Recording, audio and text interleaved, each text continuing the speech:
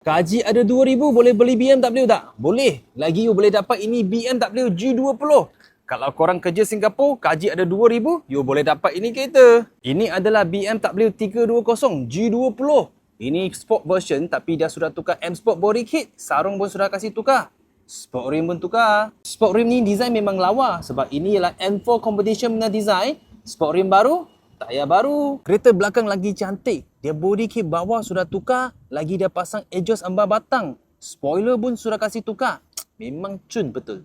Kalau compare dengan F30, ini G20 sudah upgrade banyak. Tengok dia punya steering, dia ada digital meter. Dengan skrin sudah jadi besar dan jelas. Gear knob design, cantik betul. Seat dia, kemas dengan cantik. Yang penting ni engine sudah pakai B48 twin power turbo. Horsepower ada 184.